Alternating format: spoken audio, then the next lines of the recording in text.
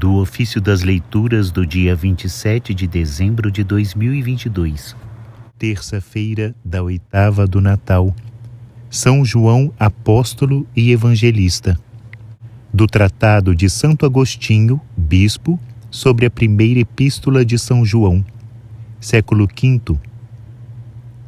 A vida manifestou-se na carne. O que era desde o princípio, o que ouvimos, o que vimos com os nossos olhos, o que contemplamos, o que tocamos com as nossas mãos, acerca do Verbo da vida. Quem poderia tocar com suas mãos o Verbo, se não fosse porque o Verbo se fez carne e habitou entre nós? O Verbo que se fez carne para poder ser tocado com as mãos, começou a ser carne no seio da Virgem Maria. Mas não foi então que começou a ser o Verbo, porque, como diz São João, ele era desde o princípio. Vede como a sua epístola é confirmada pelas palavras do seu Evangelho que acabais de escutar.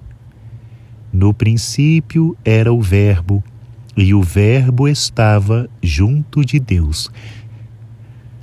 Talvez haja alguém que tome a expressão Verbo da vida como se fosse referida a Cristo, mas não ao corpo de Cristo, que podia ser tocado com as mãos. Reparai no que vem a seguir: e a vida manifestou-se. Portanto, Cristo é o Verbo da vida. E como se manifestou? Era desde o princípio, mas não se tinha manifestado aos homens.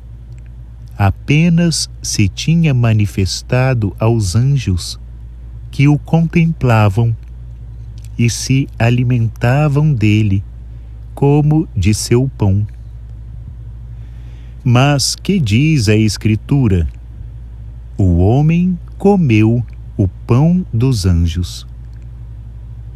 Portanto, a vida manifestou-se na carne, para que, nesta manifestação, aquilo que só o coração podia ver, fosse visto também com os olhos, e desta forma sarasse os corações. De fato, o Verbo só pode ser visto com o coração, ao passo que a carne pode ser vista também com os olhos corporais. Éramos capazes de ver a carne, mas não éramos capazes de ver o Verbo.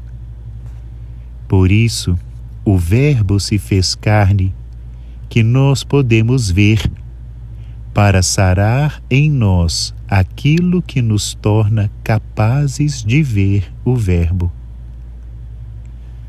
Nós damos testemunhos do Verbo e vos anunciamos a vida eterna, que estava junto do Pai e foi manifestada em nós, isto é, foi manifestada entre nós, e ainda mais claramente foi-nos manifestada.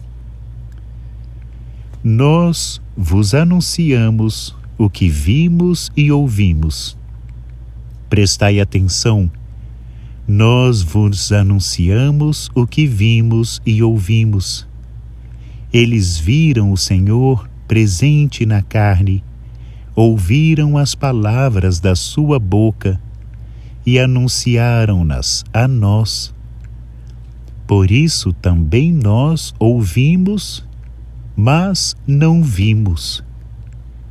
Seremos nós, por isso, menos afortunados que aqueles que viram e ouviram? Mas então, por que acrescenta: para que estejais também em comunhão conosco?